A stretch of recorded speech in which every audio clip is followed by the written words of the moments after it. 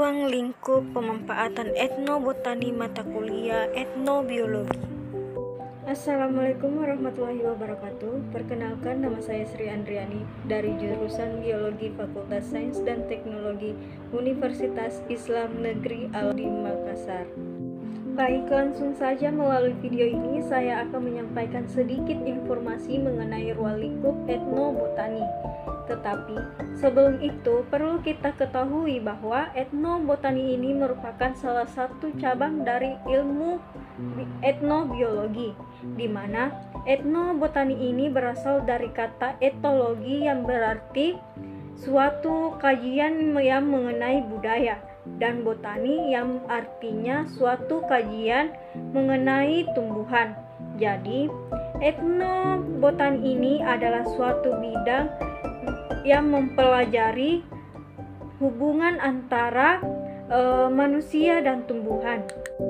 Nah, yang pertama yaitu Enterata cylindrica atau alang-alang, di mana tanaman ini ditemukan pada tanah yang lapang dan terbuka karena merupakan habitat baik alang-alang tumbuh dan berkembang.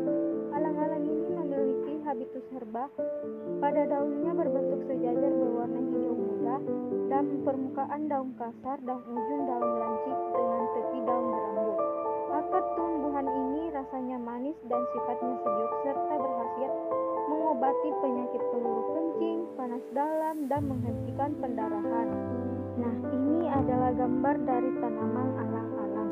Nah, yang kedua adalah Polygala paniculata atau akar wangi, di mana tumbuhan ini menyukai lingkungan yang basah dan lembab.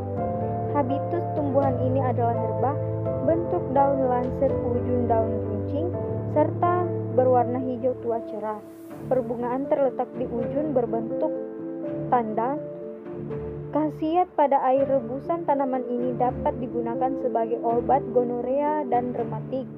Di bagian punggung juga pada daunnya yang telah dihaluskan dapat pula digunakan untuk mengobati luka. Dan ini adalah contoh gambar dari tanaman akar wangi. Yang ketiga yaitu Davilia trichomanoides atau paku epipit, di mana tanaman ini habitatnya pada daerah yang lembab yang memiliki naungan. Habitus dari tanaman ini adalah herba. Pada akar daun tanaman ini merupakan akar rimpang memanjat atau merayap dengan ukuran yang panjang.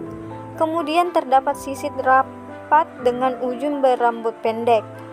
Pada daun merupakan daun majemuk tripnatus dengan bangun segitiga. Pada tepi daun beringgit dan ujung daun yang runcing. Kemudian pada ujung akar dapat dikonsumsi secara langsung dengan dibersihkan sisiknya terlebih dahulu. Berikut adalah gambar dari tanaman paku epipit. Yang keempat adalah Ageratum conizoides atau babadotan, di mana tanaman ini merupakan tanaman herba dengan cara tumbuh dapat berdiri tegak atau berbaring. Jenis tanaman ini cukup mudah untuk didapatkan, ditemukan pada pekarangan rumah atau tepi jalan, kebun, dan sekitar saluran air. Pada bagian bawah daun tanaman ini berhadapan, sedangkan pada bagian atas tersebar, dengan memiliki bangun bulat telur dan dengan pangkal ujung daun seperti jantung.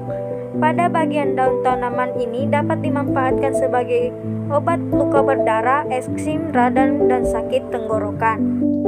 Nah, berikut adalah gambar dari tanaman babadotan.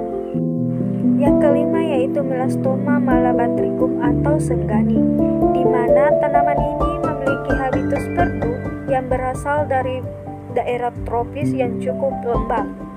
Pada daun tanaman ini merupakan daun tunggal berhadapan dengan bentuk daun bulat telur memanjang dengan ujung daun yang runcing dan pada permukaan daun berbulu.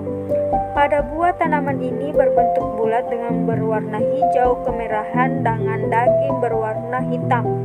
Pada buah tanaman ini dapat dikonsumsi secara langsung, kemudian pada daun senggani dapat digunakan untuk mengobati penyakit sariawan dan diare. Nah, berikut adalah gambar dari tanaman senggani. Nah, dan yang keenam adalah Lantana camara, di mana tanaman ini merupakan tanaman perdu yang tumbuh tegak atau memanjat. Habitat tumbuhan ini terdapat pada tempat yang lembab dengan cukup matahari. Daun berbentuk bulat telur dengan tepi bergerigi. Bunganya berwarna kombinasi putih, krem, kuning, orange, merah ungu, dan merah muda. Bunganya dapat digunakan untuk mengobati TBC, batuk berdarah, dan asma. Dan pada akarnya dapat mengobati TBC, influenza, keputihan, dan rematik. Dan berikut ini adalah gambar dari tanaman Lantana camara. Nah, itu saja sedikit informasi yang dapat saya berikan mengenai ruang lingkup pemanfaatan etnobotanik. Sekian dan terima kasih. Wassalamualaikum warahmatullahi wabarakatuh.